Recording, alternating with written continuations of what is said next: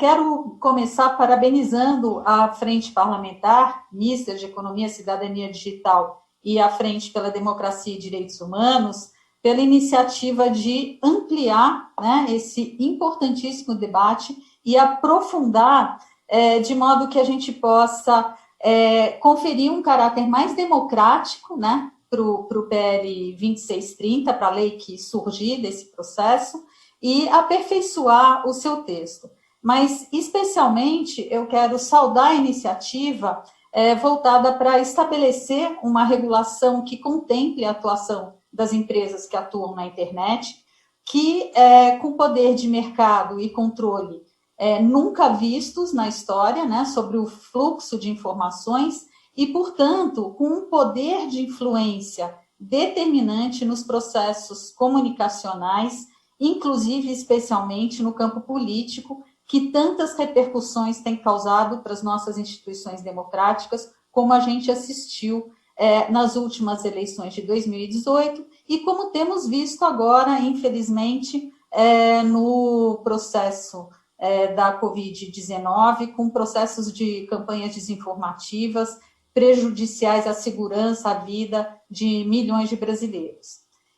Queria começar destacando que as mais autorizadas pesquisas já demonstraram que as práticas de moderação, recomendação, monetização, impulsionamento e remoção de conteúdos que são utilizadas pelas plataformas, essas práticas elas estão diretamente relacionadas com os processos de desinformação. E essas práticas se dão por meio de sistemas algorítmicos calibrados de acordo com interesses comerciais que muitas vezes não estão afinados, alinhados com o interesse público e com a proteção da segurança dos usuários na rede. Entre os consensos, na perspectiva de se estruturar uma regulação para enfrentar a desinformação, está necessariamente o reconhecimento da importância da transparência, como a Marina já deixou tão claro aí na sua primeira exposição. E essa transparência deve se dar com relação, por conta dos modelos de negócios das plataformas que são baseados em Big Data, né, com foco nos direitos relativos à legislação de proteção de dados pessoais, a legislação de defesa do consumidor, que devem ocupar um lugar central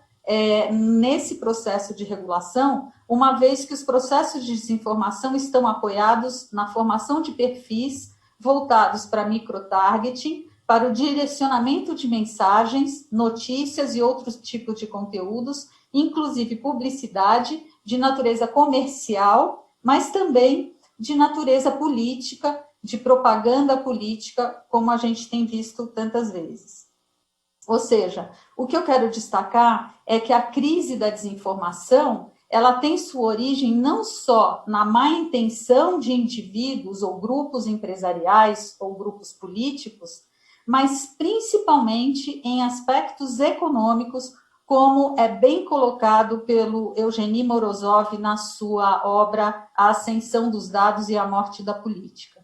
Isso porque a desinformação e os discursos de ódio ganham dimensão maior ou menor e causam maior ou menor danos se elas são propagadas verbalmente num grupo familiar, num grupo de amigos, no jornal do bairro, na grande mídia hegemônica ou nas plataformas dos provedores de aplicações. Os maiores provedores de aplicações com plataformas que tratam conteúdos são monopólios globais. O Facebook, por exemplo, tem hoje mais de 2,7 bilhões de usuários em sua plataforma. Isso é mais do que o continente africano inteiro. O Google, com seu mecanismo de busca e plataforma de vídeos, o YouTube, alcança mais de 2,5 bilhões de usuários. No Brasil, cada uma dessas plataformas alcançam mais de 130 milhões de usuários. Essas empresas possuem suas próprias políticas e termos de uso, e elas têm direito a isso, com base no artigo 170 da Constituição Federal,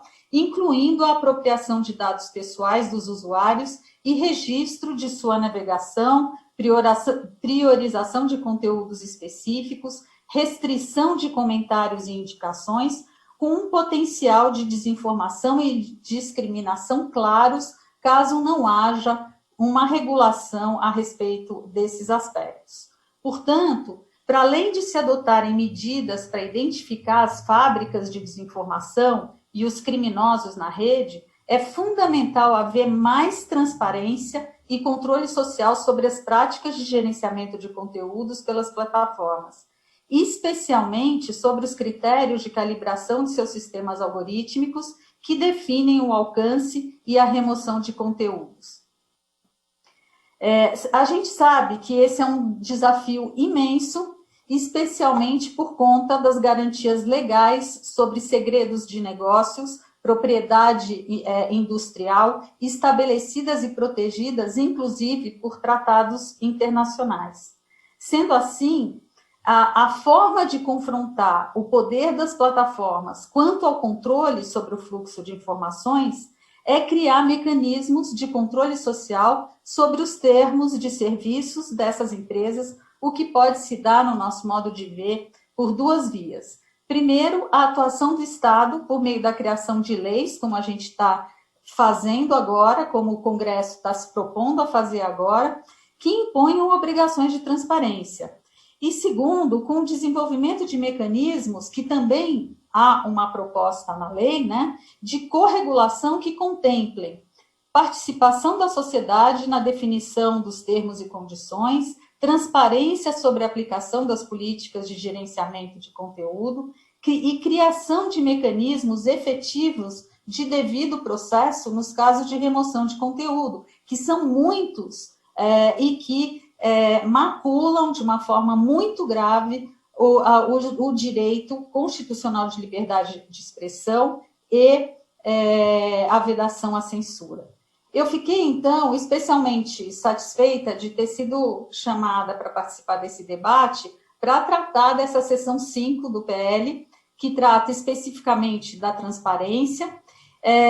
com subseções que contemplam obrigações de apresentação trimestral de relatórios que indiquem as práticas de moderação de conteúdos. Elas vão ser fundamentais para a gente entender de que maneira os fluxos de informação estão sendo tratados pelas empresas,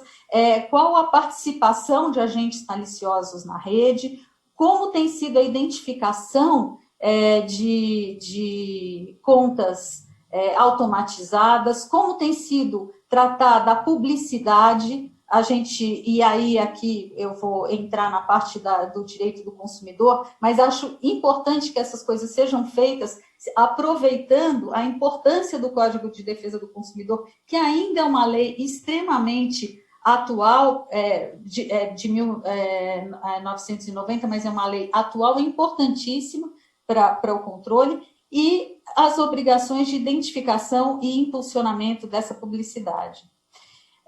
Eu acredito que os dispositivos contidos nessa seção são as ferramentas que têm o maior potencial para enfrentar com eficácia real os processos de desinformação. E, nesse sentido, eu acredito que se possa incluir no PL dispositivos que deem mais ênfase a obrigações mais diretamente relacionadas aos mecanismos que as plataformas utilizam para o uso de dados pessoais. Eu acho que, nesse ponto, a gente poderia avançar um pouquinho, porque o uso de dados pessoais, eles são muito relevantes nos processos algorítmicos voltados para o gerenciamento de conteúdos pelas plataformas. Nesse sentido, eu defendo que as medidas relacionadas às práticas comerciais adotadas pelas plataformas provedoras de conteúdo sejam reguladas como obrigações e não apenas como boas práticas, porque isso viabilizaria graus de discricionariedade por parte das empresas, o que, no meu modo de ver, não é compatível com o poder imenso que essas empresas têm hoje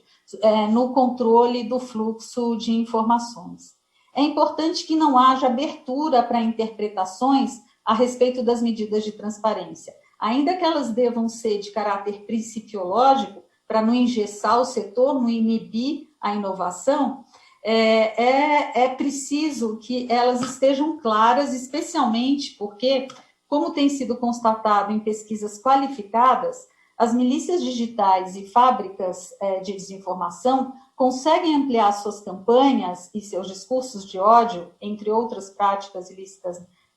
na internet, justamente porque elas dominam o modo de funcionamento dos mecanismos de gerenciamento de conteúdos das plataformas. Vejamos, por exemplo, o que aconteceu na eleição de 2018, onde houve uma combinação orgânica entre o uso de dados do Facebook e o serviço de mensageria do WhatsApp, que integra o mesmo grupo econômico, e que foram utilizadas conjuntamente para promover campanha de desinformação. Assim, do reconhecimento da transparência como obrigação, né, é que a gente tira também um regime de responsabilidade. E aqui eu quero fazer um destaque muito importante, que a gente não está defendendo que se altere o que está previsto, como a Marina já falou, no artigo 19 do Marco Civil da Internet, que abarcou o princípio da inimputabilidade da rede, como consta do Decálogo de Princípios de Governança da Internet, estabelecido pelo Comitê Gestor da Internet no Brasil, e que foi contemplado na sua totalidade pelo Marco Civil da Internet. Ou seja, o que esse dispositivo fala? Que a gente não deve responsabilizar o carteiro pelo conteúdo da carta, e a gente acha que é importante se manter essa que foi uma conquista para defesa da liberdade de expressão no Marco Civil da Internet. Mas aqui, quando eu falo de responsabilidade das plataformas, eu não estou falando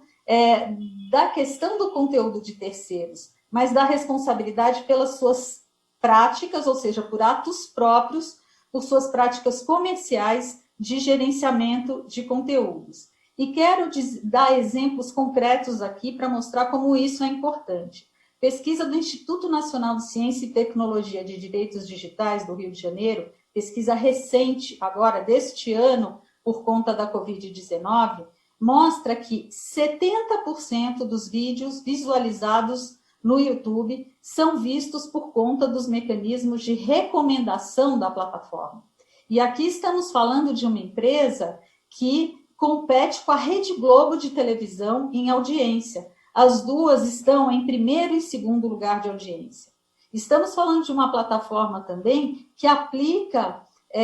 medidas de remoção de conteúdo baseado numa análise própria da plataforma de defesa de direitos autorais, né? Existem muitas empresas jornalísticas, organizações da sociedade civil que sofrem com essa prática, com remoções indevidas que funcionam como verdadeira censura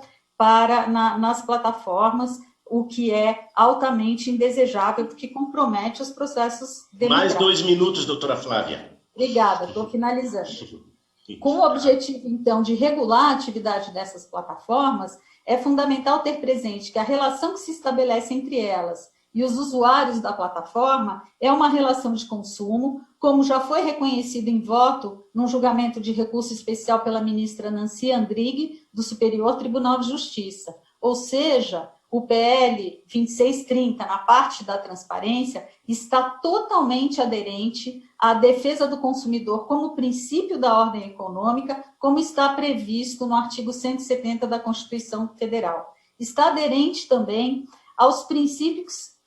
que estão estabelecidos no artigo 4º do Código de Defesa do Consumidor, que trata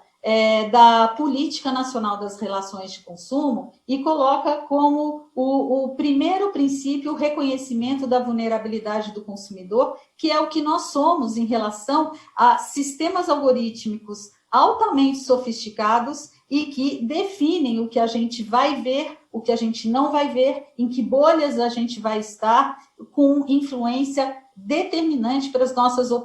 opções, não só de compra, mas nas nossas definições de voto, nossas definições políticas.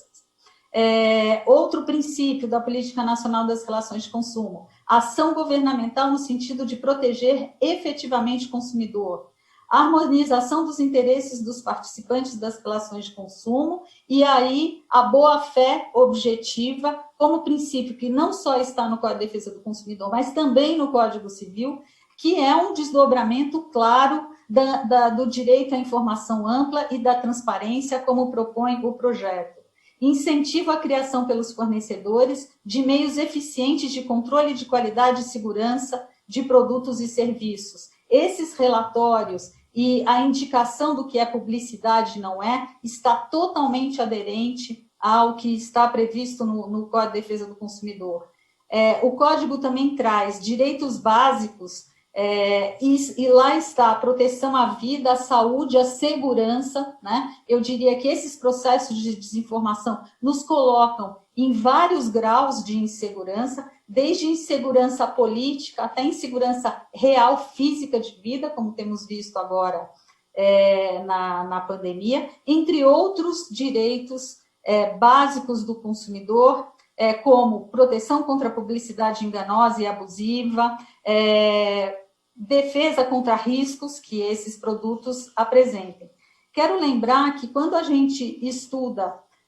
o Código de Defesa do Consumidor e o dever que fornecedores de produtos e serviços, no caso as plataformas como fornecedoras de serviço, têm o dever de qualidade, que a qualidade ela se bifurca, né, dentro da lei entre qualidade, adequação e qualidade e segurança. E, no caso, quando a gente trata de processos de desinformação, e como está previsto no PL 2630, esses dois pilares da qualidade estão contemplados, tanto a adequação quanto a segurança. Tendo assim, está muito claro que a seção 5 do PL 2630 está em plena harmonia com os fundamentos e princípios do Código de Defesa do Consumidor, do Marco Civil da Internet, da Lei Geral de Proteção de Dados Pessoais, que, infelizmente, ainda não entrou em vigor. Esperamos que se mantenha para agosto deste ano a entrada em vigor da lei e que se adotem as medidas para implementar a Autoridade Nacional de Proteção de Dados Pessoais, que tem uma importância fundamental nesse processo todo. Então, quando o PL se propõe a definir mecanismos capazes de instrumentalizar o consumidor para que possa se posicionar de forma minimamente crítica diante das informações e conteúdos que nos bombardeiam diretamente, né, nas redes sociais, ele está aderente às garantias de dignidade, dos princípios constitucionais de dignidade de vida, de segurança, de defesa do consumidor, que devem informar a atividade econômica que essas empresas desenvolvem no Brasil, que têm liberdade de fazê-lo, mas que têm que fazer com base em medidas de controle social, e, portanto, essa parte do PL vai ter um papel fundamental e determinante, e eu acho que o mais eficiente para a gente poder enfrentar o poder econômico dessas empresas e os processos de desinformação.